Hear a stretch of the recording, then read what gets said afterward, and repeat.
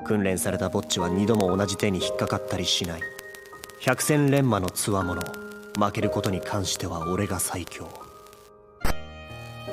美しいではないか。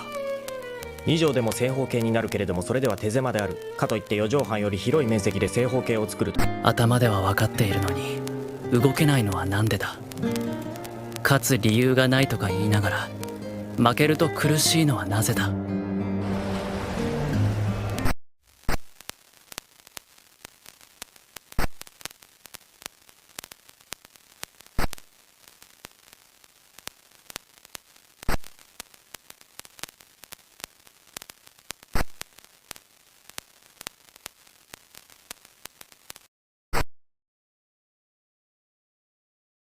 So you have the self-awareness to be able to realize that you self-sabotage. But it only leads to the question of, why do you do such things in the first place? Is it simply because you fear losing control over your own life? Or perhaps you've already experienced the pain of losing that control and are only attempting to protect or regain whatever sliver of control you have left? Or maybe because you are simply afraid of reliving past disappointments. Now that we've considered the whys, let's consider the whats. What experiences led you to spiritually degrade your sense of being? What kind of perceptions influenced the individual you've become today? What kind of events and interactions have demoralized you as an individual? Well, beyond your circumstances, the general consensus is that whenever you do actually self-sabotage, at least you wouldn't have to bear the burden and consequence of expectation, because the past has taught you that it hurts when you form expectations, but fail to meet them. We all have our different reasons, circumstances, and upbringings for how we ended up as we are today. That is what differentiates us as humans. And that's natural. And it is just as natural that we end up desiring control when we've either tasted the pain of powerlessness or the looming uncertainties of life. This is when the self-fulfilling prophet takes form, providing us with two options. Take the first option by intentionally putting yourself through trial and error for an unguaranteed chance at stability. Or take the safer second option by resigning yourself to a life of inaction as a surefire way of being promised guaranteed control. As humans, it isn't our instinct to gravitate towards the second option, where stakes don't exist. 'Cause a life with stakes and societal pressure can be quite overwhelming at times, knowing you have the potential to embark on the journey of greatness. Yet, you choose to either delay or sideline such prospects. The point is, regardless of your demoralizing circumstances, it's important to know that you have a choice. So the next question is, what is stopping you from making the choice that benefits you in the long run? Depending on the choices you make in life, being self-aware can either be a blessing or a curse. And unfortunately, the latter is far more common than the former. When we are so overly conscious of our imperfections, fallacies, and shortcomings, we have the tendency to internalize them and assimilate such conclusions as a defining part of our identity.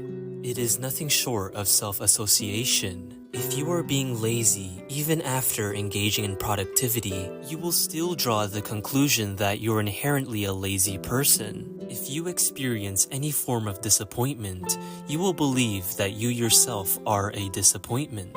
If you experience the pain of failure, you yourself will internalize as a failure. This is the paradox of being self-aware, a defining factor of self-sabotage. But there's something oddly and dangerously comforting about it. As humans, it is in our innate nature to desire stability, and that's okay. It is embedded within us.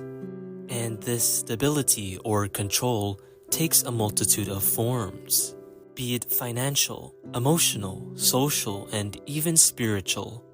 But the methods we use to obtain that stability can either benefit or harm us. The option you choose can either destroy or raise you.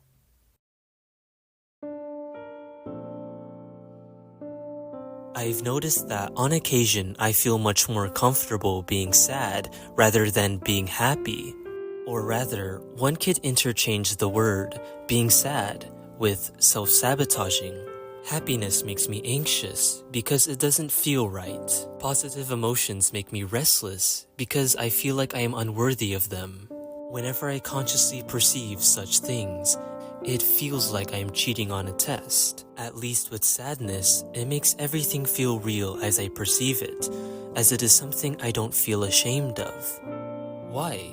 Well, it's because I'm far more familiar with such emotions. Sadness and intentionally sabotaging myself allows me the comfortability of a life without stakes and consequences. It's calming, reassuring almost, which makes it all the more challenging to let go of, like bidding farewell to a childhood friend. These are occasional thoughts I've had, but as time went on, I've come to the realization that I don't necessarily enjoy being miserable for the sake of it. Maybe I just fear happiness so much because I've become far too familiar with sadness, to the point where feeling positive emotions just doesn't feel right. If that makes sense. As pretentious as it sounds, maybe this is also part of the reason why some people are attracted to emotional music, as it evokes correspondence.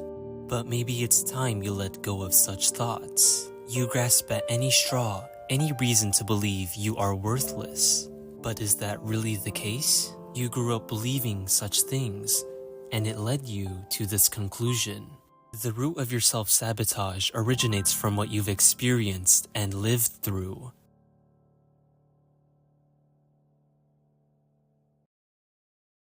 Perhaps you found yourself wallowing over past traumatic situations that have left such a lasting impact on you that you've begun to preemptively sabotage your future just to minimize the burden if all comes to worse. In these moments, I feel like we often forget that the mind is self-made, rather than the summation of reality. Our thoughts are actualized as what we define as the truth. However, it is precisely because we negatively actualize our thoughts that we immediately resign to failure instead of learning to embrace it. Avoiding pain will only accumulate a greater consequence, just as living in blissful ignorance will lead to a deeper fall later down the line. So, would you rather preserve this control you've somehow managed to maintain, continuously treading the path of least resistance for the rest of your life? Or take a risk for whatever it may be, in spite of everything that could go wrong, all your fears, doubts, and the possible consequences of doing so, and even the ones you've experienced in the past that have led you to self-destruct. Remember, the real losers are those who fear failing so much that they don't harbor the willingness to try anymore.